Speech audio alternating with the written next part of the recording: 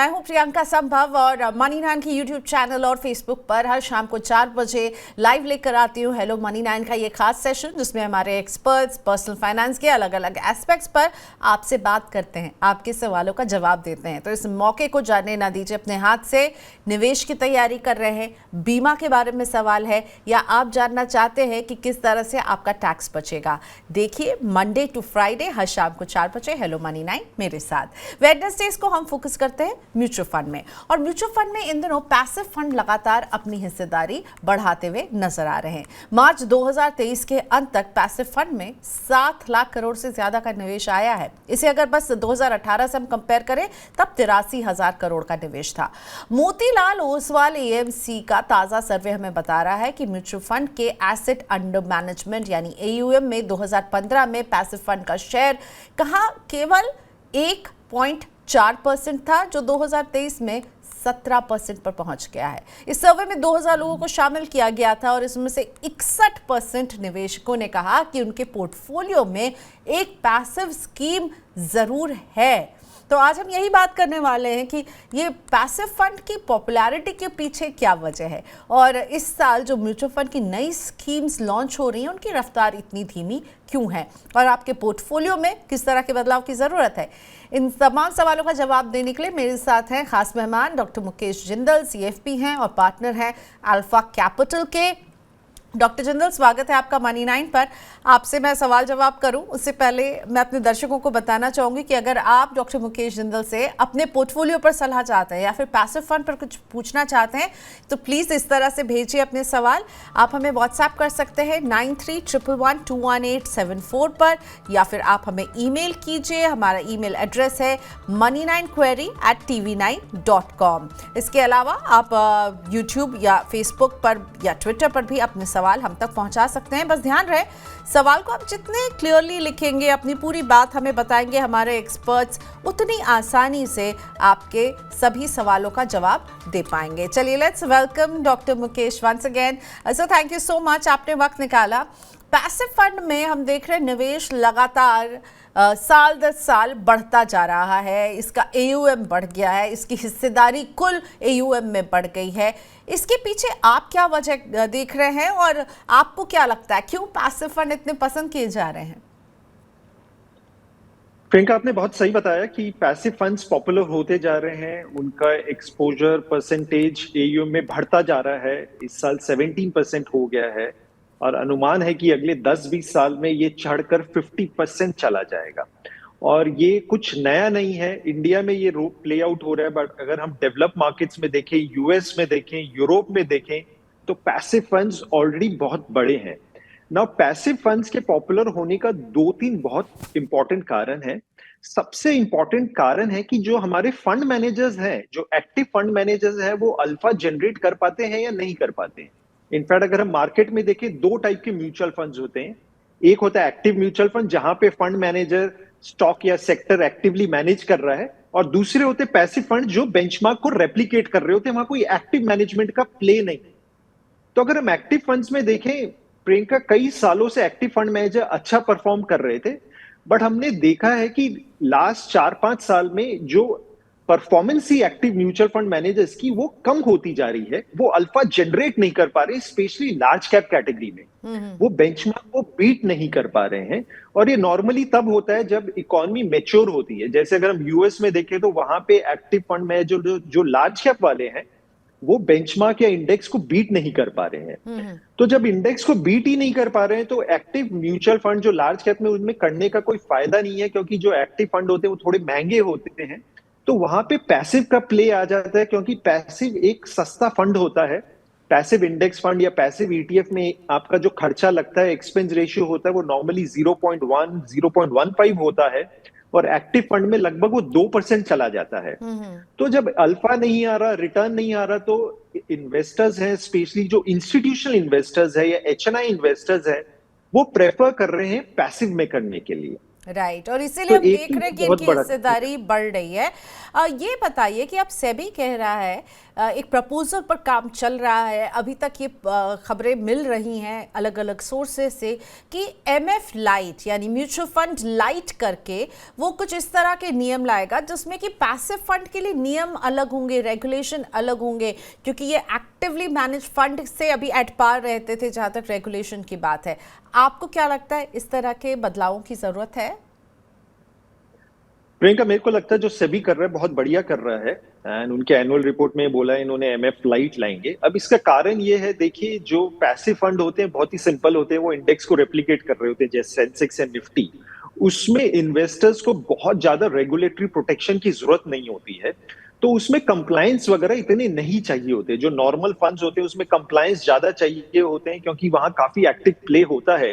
Compliance के तौर पे जैसे मैं आपको बताता हूं, कोई अगर आज के दिन म्यूचुअल फंड स्कीम लगाना चाहे, नया फंड हाउस खोलना चाहे, तो नेटवर्क की रिक्वायरमेंट बहुत ज्यादा हाई होती है, टीम का एक्सपीरियंस बहुत ज्यादा हाई चाहिए होता है। तो जो एमएफ लाइट सेबी लाने की बात कर रही है उसमें कंप्लायंस रिक्वायरमेंट्स कम होगा, नेटवर्क एक्सपीरियंस वगैरह कम होगा। तो इससे होगा ये, ज्यादा प्लेयर्स आ पाएंगे और ज्यादा पैसिव इंडेक्स और ईटीएफ फंड्स इन्वेस्टर्स तक पहुंच पाएंगे।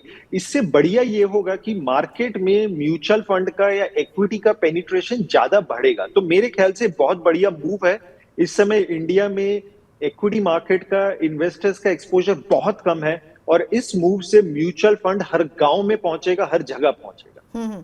तो सर ये बताइए, आपको क्या लगता है पैसिव फंड किस तरह के इन्वेस्टर्स के लिए एक अच्छी स्कीम साबित हो सकती है? किसे करना चाहिए? एक पोर्टफोलियो में कितना पैसिव फंड होना चाहिए? अगर हम एलोकेशन की बात करें, कितना पैसा आपको इसकी तरफ डेडिकेट करना चाहिए? देखिए प्रियंका जी, पैसिव फंड बहुत बढ़िया इंस्ट्रूमेंट है और मेरे को लगता है ये हर इन्वेस्टर के पोर्टफोलियो में होना चाहिए। अगर कोई नया इन्वेस्टर है, आज के दिन देखिए वो म्यूचुअल फंड सेलेक्ट करना चाहता है, वो कंफ्यूज हो जाता है। हजारों स्कीम है, कौन सी स्कीम ले, कितनी स्कीम ले, इसके चलते वो इन्वेस्ट नहीं करता। सिंपल है, आप निफ्टी का आज के दिन पैसिव इंडेक्स फंड ले लीजिए और आपको एटलीस्ट 14-15% मिल जाएगा जो निफ्टी रिटर्न दे रहा है। तो अगर कोई स्टार्टिंग इन्वेस्टर है उनके लिए पैसिव फंड बहुत बढ़िया है। जो लार्ज कैप में एक्सपोजर हम करना चाहते हैं उनके लिए मेरा इन्वेस्टर से सजेशन यही होगा कि वो एक्टिव फंड ना करें, इंडेक्स फंड करें, वहां खर्चा कम है और बेटर रिटर्न आएगा। तो नॉर्मली जो इन्वेस्टर्स का एलोकेशन है वो 20 से 30% तक पैसिव में जा सकते हैं, और इससे पोर्टफोलियो का खर्चा भी बेटर रहेगा, सिंपल होगा और मैनेज करना भी इजी होगा। Okay, so first time investor के लिए एक अच्छी पसंद हो सकता है। और जो एग्जिस्टिंग इन्वेस्टर्स हैं, क्या आपको लगता है उन्हें अपने पोर्टफोलियो में लार्ज कैप की जगह एक पैसिव फंड को लाना चाहिए, उसे रिप्लेस करना चाहिए, या फिर लार्ज कैप भी रखें और आप एक पैसिव फंड भी रखें? क्योंकि आपने अभी थोड़ी देर समझाया कि कॉस्ट में बहुत फर्क हो जाता हो, और रिटर्न की जहां हम बात कर रहे हैं, so large cap is almost और इनफैक्ट नॉट एट पार, मैं कहूँगी इनफैक्ट कहीं कहीं रिटर्न को बीट किया इंडेक्स फंड ने। करेक्ट, नहीं बिल्कुल आप सही बोल रहे हैं प्रियंका। और देखिए जो चेंजेस होते हैं ये एक बार में नहीं होते प्रियंका, ये धीरे धीरे चेंज होते हैं। ऐसा नहीं है कि आप एक बार में सारे अपने लार्ज कैप फंड बेच के इंडेक्स फंड में कर दें, वो मैं रिकमेंड नहीं करूंगा। क्योंकि जब भी आप पोर्टफोलियो चर्न करते हैं तो उसमें टैक्स लग जाता है, आपका एग्जिट लोड लगता है, तो जो आप बेचोगे और फिर री इन्वेस्ट करोगे तो अमाउंट कम हो जाता है। आप स्टार्ट करने के लिए कर सकते हैं कि फ्रेश जो पैसा है लार्ज कैप में जो जाना है वो इंडेक्स फंड में डालिए, और धीरे धीरे जब बेचने पड़े तो एक्टिव फंड जो लार्ज वाले उन्हें बेचिए। तो ग्रेजुअली ये जो एक्सपोजर मैंने बोला कि पोर्टफोलियो में 20 से 30% आप पैसिव में कर सकते हैं, ये डे वन से नहीं होगा, ये ग्रेजुअली होगा। आप इसको 4-5 साल में ग्रेजुअली बढ़ाते रहिए, और इससे जैसे आपने बोला इसमें एक्सपेंस काफी कम हो जाता है तो रिटर्न बेटर हो जाता है। 1.5 से 2% का एक्सपेंस का फर्क पड़ जाता है, जो बहुत बड़ा एक परसेंटेज टर्म्स में फिगर होती है। ओके, सो जो एक्सपेंस एक फंड मैनेजमेंट कंपनी आपसे लेती है, केएमसी लेती है, उसमें आप कह रहे हैं 1.5 से 2% का फर्क पड़ जाएगा, तो हमारा खर्चा, इन्वेस्टर्स का खर्चा कम हो जाएगा। 20 से 30% आपके पोर्टफोलियो में पैसिव फंड को आप डेडिकेट कर सकते हैं। नए इन्वेस्टर हैं तो पैसिव फंड को बिल्कुल थम्स अप दे रहे हैं हमारे एक्सपर्ट।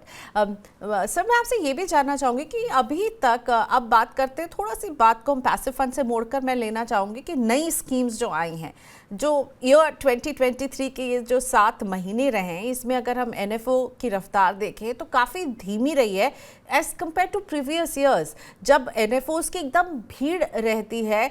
इस बार अभी तक एनएफओज ओनली 59 के आसपास आए हैं। अगस्त में अभी सेबी के पास केवल 2 और एनएफओज आएंगे, उसके बाद हार्डली कुछ महीने बचते हैं इस साल को कंप्लीट होने में। वहीं अगर आप 2022 और 2021 के आंकड़े देखें तो 2022 में 228 नई स्कीम्स आई, 2021 में 140 नई स्कीम आई। इस बार क्या हो गया है, 2023 में जो है थोड़ा सा ब्रेक लग गया है, नए स्कीम्स नहीं आ रही हैं। क्या कंपनीज जो है जहां अपने आप को देख रही हैं जितने स्कीम के साथ उन्हें सफिशिएंट मान रही हैं, उनके पास क्या और नई स्कीम लाने की जगह नहीं है, या बाजार का डर सता रहा है? देखिए प्रियंका जी, आपने बहुत इंटरेस्टिंग बात बोली। एनएफओ कम आ रहे हैं, पैसे कम रेज हो रहे हैं। इस साल 20,000 करोड़ रेज हुए हैं। लास्ट ईयर अराउंड 60,000 हुआ था और 2021 में 1 लाख करोड़ कंपनीज ने एनएफओ के थ्रू मार्केट से रेज किया था। अब मेरे से आप पूछेंगे तो ये जो फंड हाउसेज हैं, एसेट मैनेजमेंट कंपनीज है, ये हमेशा चाहती है एनएफओ ज्यादा से ज्यादा लाएं, क्योंकि इनसे फ्रेश पैसा इनके पास आता है इन्वेस्टमेंट के लिए। बट देखिए ये एनएफओ कब लाते हैं? एनएफओ तब लाते हैं जब मार्केट में सेंटीमेंट्स बहुत ज्यादा बुलिश होता है, पॉजिटिव होता है और इन्वेस्टर फ्रेश पैसा डालने के लिए रेडी होता है। और हमने नॉर्मली देखा है एनएफओ तब आते हैं या सेंटीमेंट्स बुलिश तब होते हैं जब मार्केट चढ़ रही होती है। जैसे 2020-21 में जब मार्केट चढ़ रही थी तो इन्वेस्टर्स नए फंड को ट्राई करने के लिए रेडी होता है, स्टॉक मार्केट में डालना चाहते हैं, तो इसलिए उस समय पैसा काफी आया। और जो इन्वेस्टर होता है वो नॉर्मली पास रिटर्न देख के पैसा डालता है। तो मार्केट चढ़ रही होती है, उसे लगता है कि रिटर्न अच्छा आ रहा है और कंटिन्यू करेगा, तो बुल रन में या बुल रन के कुछ महीनों के बाद तक भी पैसा इन्वेस्ट होता है। बट अगर हम देखें प्रियंका, लास्ट जो मार्केट का पीक था वो अक्टूबर 2021 में आया था। अक्टूबर 2021 से लेके मार्च 2023 तक मार्केट फ्लैट था, कोई रिटर्न नहीं आया। तो जो सेंटीमेंट्स थे, यूफोरिया था, वो काफी गिर गया था, इन्वेस्टर नया पैसा नहीं डाल रहा था, इसलिए एनएफओ की डिमांड 2023 में गिर गई थी, इसलिए नए फंड लॉन्च नहीं हो रहे थे। बट अब अगर देखें अप्रैल से लेके जुलाई फैंटास्टिक रहा है, मार्केट काफी रैली हुई है, मिड कैप स्मॉल कैप्स ने काफी रिटर्न दिए हैं। तो मेरा अनुमान ये है कि इस समय यूफोरिया हाई है, इन्वेस्टर्स विलिंग है नई स्कीम को ट्राई करने के लिए। तो मेरे को लगता है आने वाले टाइम में एनएफओस फिर से शुरू हो जाएंगे, क्योंकि फंड हाउसेस का एक ही ऑब्जेक्टिव है, मार्केट से हम कैसे पैसा लाएं, और एनएफओ मेरे ख्याल से ज्यादातर एक मार्केटिंग गिमिक रहता है। ओके, तो हम नई स्कीम्स को लेकर के अभी हमें ये नहीं लगना चाहिए कि 2030 is been a bad year. हाँ, नहीं, बिल्कुल नहीं, आएंगी स्कीम्स आएंगी, एनएफओस आएगा और ये फिर से साइकिल चलेगी। चलिए, तो फिर उस साइकिल का इंतजार कर रहेगा बाजार, जब कुछ नई स्कीम्स का इंतजार करें। लेकिन नई स्कीम्स का आने का मतलब ये नहीं है कि आपको नई स्कीम में ही निवेश करना है। आपको समझना है कि आपके पोर्टफोलियो में उसकी क्या अहमियत है, कि आपको उस तरह की स्कीम की ज़रूरत है या नहीं है।